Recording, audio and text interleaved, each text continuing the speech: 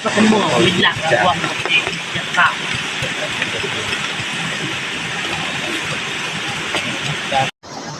นี่นก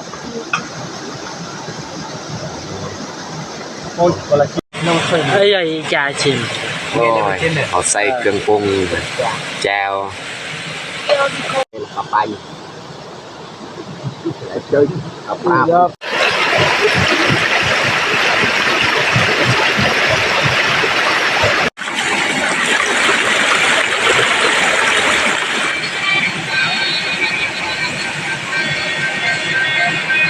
ไม่ข้าว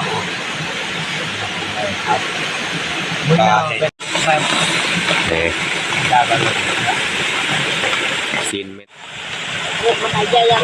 กราบสบายดีเบิร์ดสุขูสุคนยินดีต้อนรับเข้าสู่ซองบ่าวยูสำหรับตอนเช้าวันนี้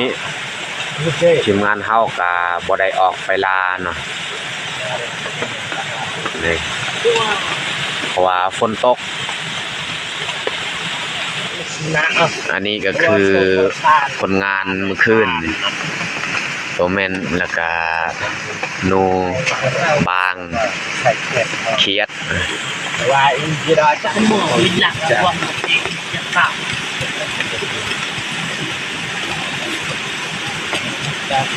ต้นจีบกับมัตติกานี่ดอกต้นไทยเด้อในหม้อนี่จะแม่นของกินตอนเช้าโอ้ยบอกเลยเด้อนี่โอ้ยเดี๋ยวมันจะได้นี่เด้อนี่นกโอ้ยคนละชิ้นกับข้าวหน้าคือกราสตาบอนมาของกินของเฮากะฟดแล้วกะให้เดินแล้วสิก็เลยหยับเราอีกอ่ะน้องเคยไอ้ใหญ่จ่าชิมโอ้ยเขาใส่เครื่องปรุงแจวจะเราไปใส่ใจเขาเดี๋ยวเรียกพวกอะไรของกินของเฮากะใกล้สุกแล้วลองซีมของกินของเฮานี่แหละอาหารเช้าของเฮานี่น้ำลายๆเขาว่าอยากสดน้ำเขาที่เขาหุงไว้เรียบร้อยตอนหุงนี่บ่ได้ถ่าย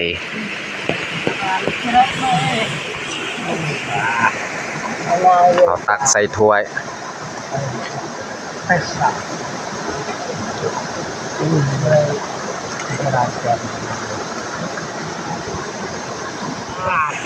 มีแต่เฮาจะลงมือกินข้าวเลยอาจิมาก่อนมาทุกคนมากินข้าวเช้านำกัน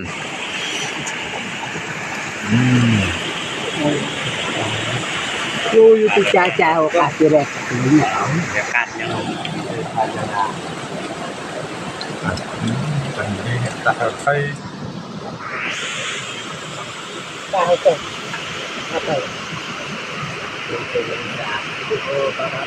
วันหลังเราแล้วตลาดทอดมีปลาทอด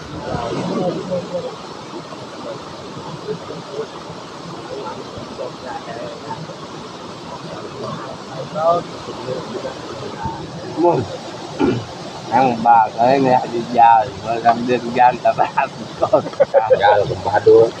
โอ้ยยาวขับไปเดินขับมาทำมาบังก่อนนะเลยเรื่องมีปีเลยก็ยิน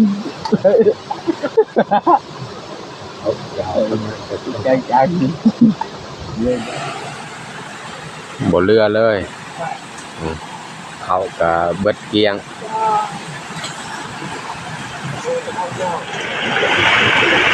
หลังจากเขากินเขาแล้วนี่เขาจะมาเฮ็ดความสะอาดตัวแม่นเอาสิปาดใส่มันออกนะ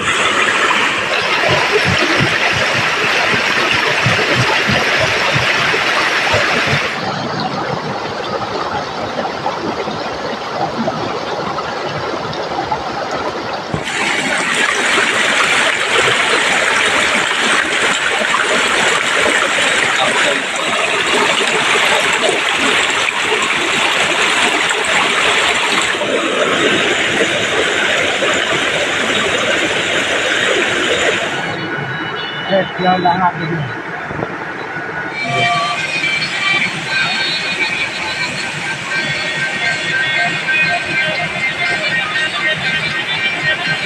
เข้าคันนี้เลย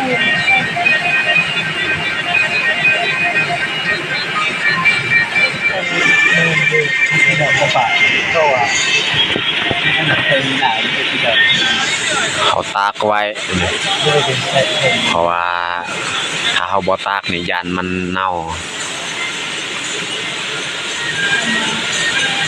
หลังจากเขาเฮ็ดตัวเมนแล้วเนี่ยเขาก็สินั่งพักผ่อนนั่นนี่ทีมงานเขานั่งพักผ่อนนอน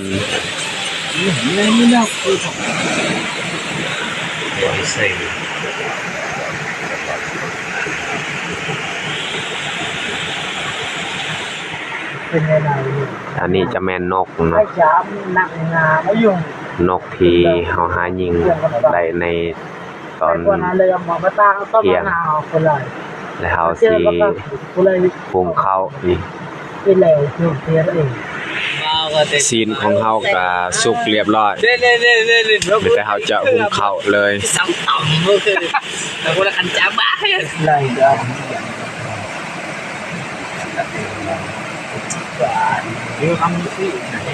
ตัวเตียนเกี่ยวข้าวเฉลยว่าอะไรนะข้าวมึงเอาไปเกี่ยวถูกต้องเกี่ยวข้าวแล้วก็เลยกินข้าวก็ไปกินให้กินเด้อ ข้าวของเฮาก็สุกเรียบร้อย เลยไปเม็ดบ่นปลา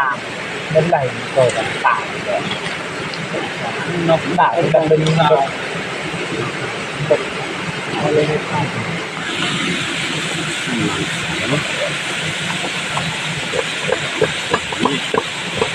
ข้าวของเฮานี่เฮาหุงไว้1หม้อแล้วอันนี้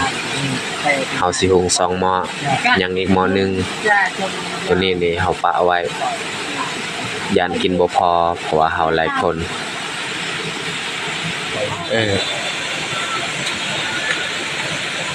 เวลาเรา อันนี้ก็คือหม้อที่2 มาเป็นครับเนาะ นี่ ก็น่าเอา ว้าเฮาสิกินข้าวนี่คนก็ตกพอดี เข้าไป ของกินนี่เขาเฮ็ดแต่บางยาแล้ว แกกันคืนเจียวครับบุเป็นแบบตัดเลยนั่นเลยมีความหมายมันไม่แก้วโต ไม่แต่เฮาจะลงมือกินข้าวเลย มากินข้าวเที่ยงนำกัน ประมาณ1 โมงเช้า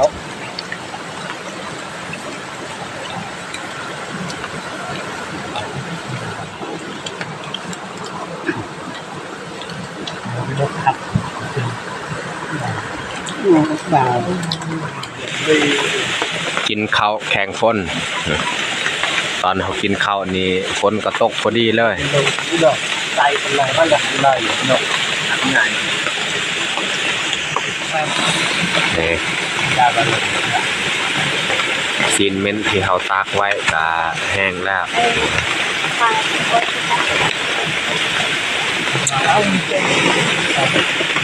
นี่เอากระชิเกียมนอนนะ หลังจากเขากินข้าวแล้วเขาก็นั่งพักผ่อน เองเขาก็ไม่เดินกีฬาไปเป็นได้เป็นปีเดียวมันก็จะทำจริงนะเพื่อใครยังนงยังไง ตอนนี้ฝนก็ยังบ่ทันเซาตกแต่เขาจะนั่งนี่นั่งพักผ่อนก่อนจักสิได้ออกหากินอยู่บ่จักหน่อยตอนแรง ได้ไปเยอะ ยันฝนนี่ตกตลอด กระติกเลินนี่ก็ลาวเหม็นเด้อข้าวหนักกินเด้อข้าวเลิน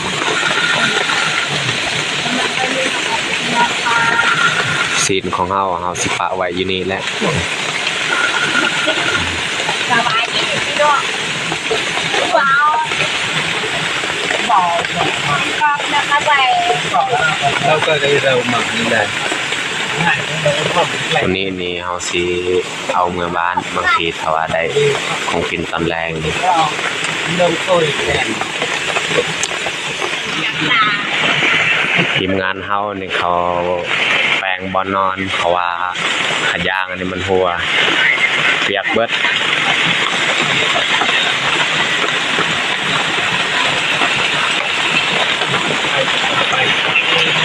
ไปซ่อมที่พัก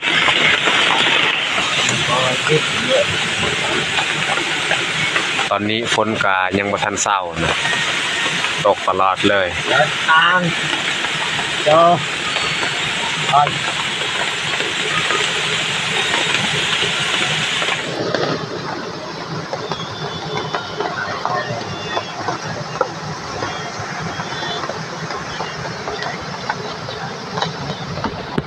ทางไป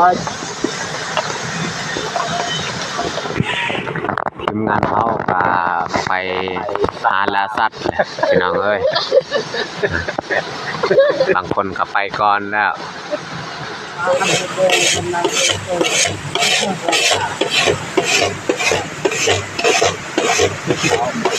ตอนนี้เขาก็กระเกียมสิออกล่าเนาะ นี่คือวิญญาณ และสำหรับคลิปนี้ก็น่าจะจบลงอยู่นี่เลยถ้ามักคลิปแบบนี้ก็อย่าลืมกดไลค์กดแชร์เพื่อเป็นกำลังใจให้คอยได้เฮ็ดคลิปต่อไป